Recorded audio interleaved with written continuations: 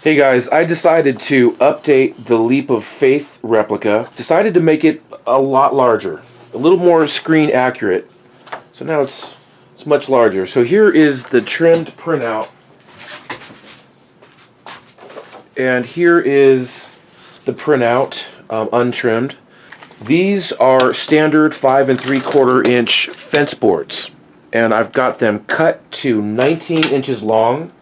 I have 3 of these. The leftover fence boards I just cut into these strips, so these are what's going to bind the boards from the backside. And this is just a piece of MDF. I cut this to 11 inches by 15. It's a little bit larger than the actual print. We want it to be large because we're going to be sealing this to that, and we want some excess that we can trim. Alright, I will start this by taking the artwork. This is printed on heavy cardstock. And let me get this where you can see it. I'm just going to spray 77 that.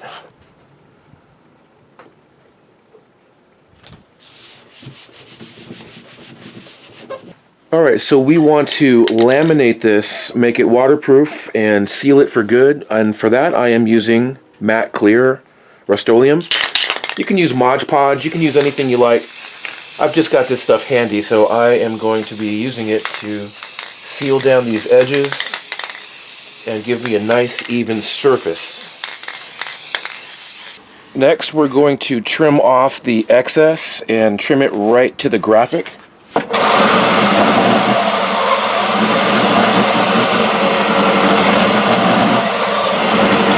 Next, what I like to do is take each individual board, and even though this is a very antiqued piece, I want to get rid of some of this rough texture. It's a little bit smoother than this roughness, so I'm just going to hold these down just for a minute and trim these guys up a little bit.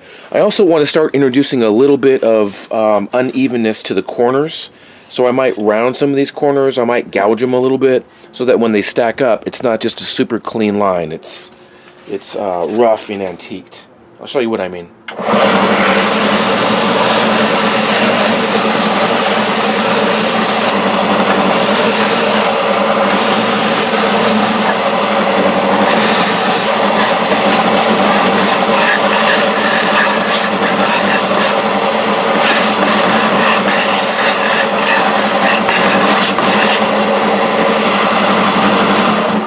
So skipping it over that surface is giving me a little bit of sort of a rounded edge, and it's uneven, so when they stack,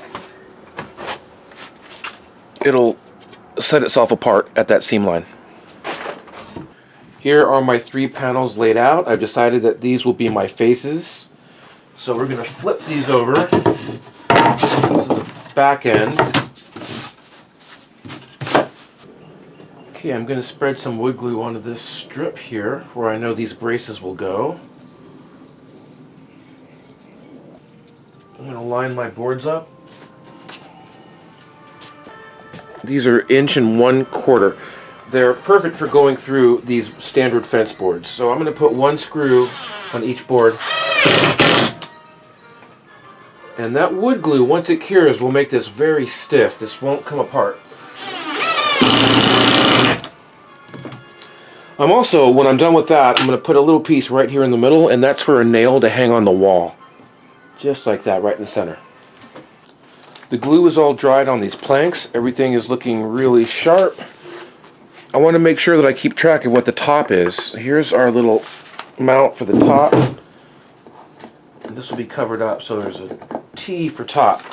Now I've got a reference shot here, and I can see that there's cracks and splits in the wood, so I'm going to map this out with a pencil and just kind of put some lines where I know there's lines. There's a big gash here, there's a big gash over here, some big lines here, little guys here. I'm going to be beveling this bottom edge and the sides just a little bit. There's a tiny bit of a bevel here, so I'll grind that. Big gash here, splits here.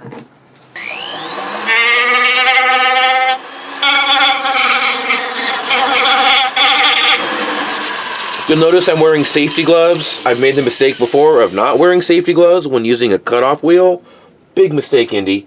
Always safety gloves when using something like this.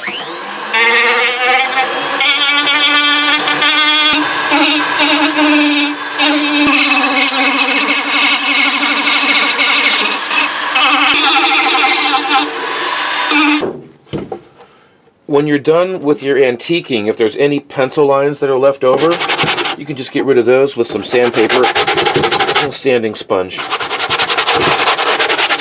Okay, also, there's a few nicks in the art panel.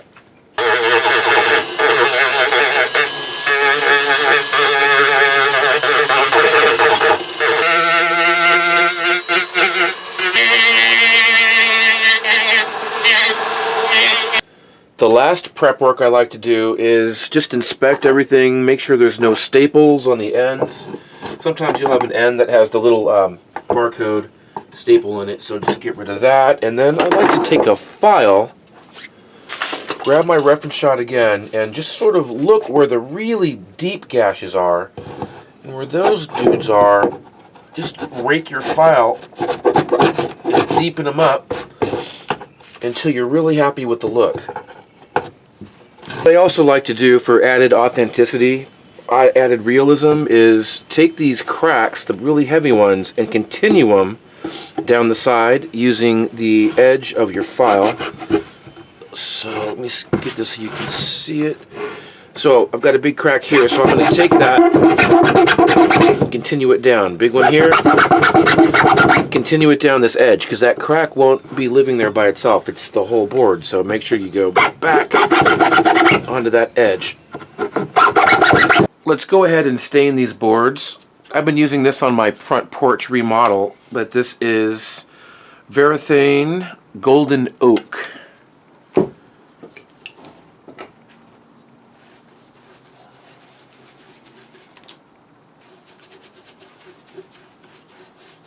This is such a rich color that I don't even really think I'm going to wipe this off. I'm just going to let this cure up.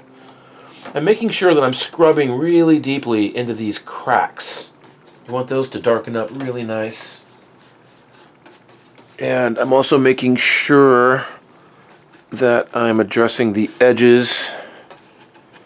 And if you really want to go all out, you can stain the back too. I'm right for this, I'm just staining the front and the sides. Okay, we're moving on to some matte clear just to seal this finish. Let's go ahead and finish the prep work on the plaque. I have some medium brown, black, and water. These are acrylics, by the way.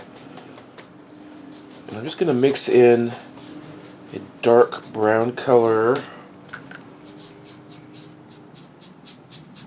I'm going over the top too, just to make it blend into that edge. I have a smaller brush now. I'm going to go ahead and get into these battle damage areas. Stain the inside of these guys a very dark brown. Let's go ahead now and attach the plaque to the backing. I'm going to figure out where the center is. Use a little bit of super glue on this back end, a little bit of spray kicker, tack it in, make sure it's nice and stable, flip this upside down and drive a few screws, about 4 screws, 1, 2, 3, 4, to hold this plaque permanently in position.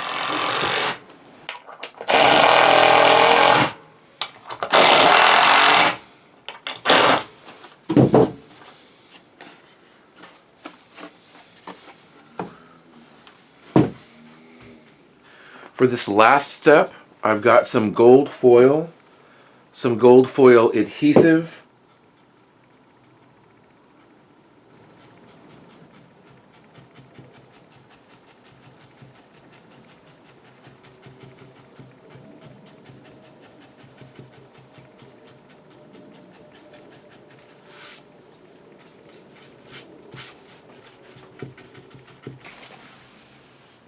There it is, ready to hang on your wall.